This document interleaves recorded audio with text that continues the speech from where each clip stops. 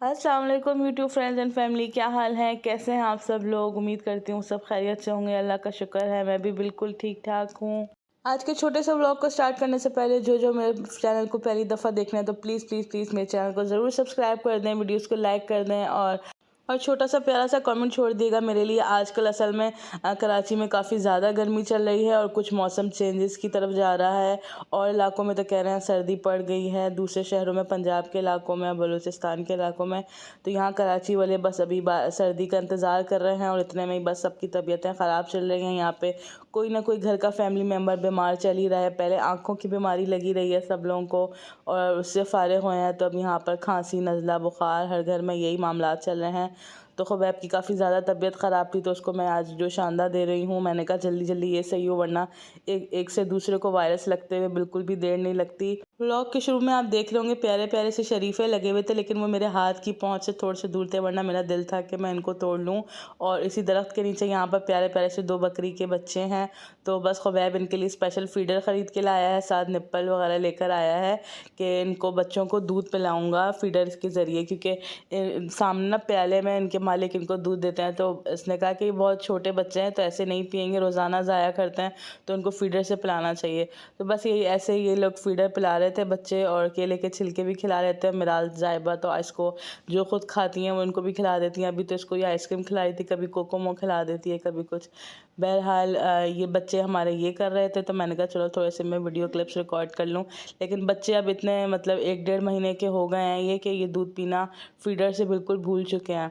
और साथ साथ ये खुबैब की मुर्गियाँ हैं जो पूरे मोहल्ले में दंदनाती फिर रही होती हैं, कभी कभी मोहल्ले वालों को काफ़ी ज़्यादा तंग करती हैं। वैसे तो बेचारी शरीफ सी घूमती रहती हैं, लेकिन जैसे ही मगरिब की अजान होती है, ये बस ये गाड़ी के ऊपर जंप मारती हैं और गाड़ी के सायरन बजने लग जाते हैं और ये फ़ौरन दरख्त पर चढ़ जाती हैं। मतलब जानवर को भी पता है कि मगरिब के टाइम मैंने अपने ठिकाने पर चले जाना है। तो मैंने बस काफ़ी दफ़ा तंग जब हम लोग आ जाते हैं तो मैं खुबैब को बोलती हूँ कि फ़ौरन OLX पे ऐड डालो और मुर्गियों को बेचो, कोई ज़रूरत नहीं है रखने की। जब मोहल्ले वालों को परेशान करें तो बिल्कुल भी अच्छी बात नहीं है। और नीचे वालों के थोड़े से पौधे वगैरह हैं वो भी काफ़ी ज़्यादा नोच चुके हैं ये लोग, पत्ते वगैरह। मुर्गियाँ बस मुर्गियों का तो यही काम है। और भाई दोपहर के लंच में मैं आज बना रही थी करेले गोश्त, और गोश्त को मैंने इस तरीके से, जैसे नॉर्मल हांडी के लिए हम लोग गोश्त को गलाते हैं, बिल्कुल सेम वैसे ही गला है, और करेलों को अलग से धोकर फ्राई कर दिया था मैंने। भुने हुए गोश्त के अंदर मैंने करेले भी डाल दी हैं, और साथ में एक प्याज बिल्कुल बारीक स्लाइस करके डालती हूँ, और एक थोड़ा सा कच्चा कच्चा सा टमाटर ना उसके क्यूब्स करके डाले हैं, और 2 हरी मिर्चें डाली हैं, और हरा धनिया हो तो हम इस स्टेज पर वो भी डालती हूँ। बहुत मज़ेदार सा एक करेले गोश्त बनकर रेडी होता है। जिसको करेले गोश्त पसंद है उसको बहुत अच्छी ये रेसिपी लगेगी। अगर आपको बनानी हो तो इस रेसिपी से ज़रूर ट्राई करिएगा। और यहाँ पर मैं एक पार्सल खोल रही हूँ। पार्सल क्या है, बस छोटी सी ऐसी ख्वाहिश थी और दिल में ऐसी दुआ सी हुई कि अल्लाह मियाँ कि ये ख्वाहिश मेरी पूरी हो जाए।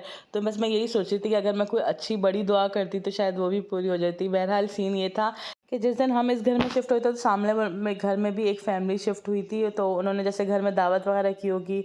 शिफ्ट होने के बाद जैसे फैमिली रिलेटिव्स वगैरह को घर में दावत वगैरह देते हैं, तो उन्होंने फुल बाहर बारबेक्यू का इंतज़ाम किया हुआ था। बंदे वगैरह बुलाए हुए थे जो मज़ेदार सा बारबेक्यू बनाए थे पूरे मोहल्ले में। खैर खुशबुएं मची हुई थी। तो शाम को मैं ऐसे टेरेस में बैठी तो ऐसी दिल में ख्वाहिश हुई कि काश मैंने भी ये बारबेक्यू खा सकती। तो यही हुआ कि खाना वगैरह मैं गर्म कर रही थी तो अचानक घर की बेल बजी और सामने से ये शॉपर आया जिसमें पराठे, कबाब और टिक्के और साथ सूजी का हलवा मज़ेदार किस्म का था।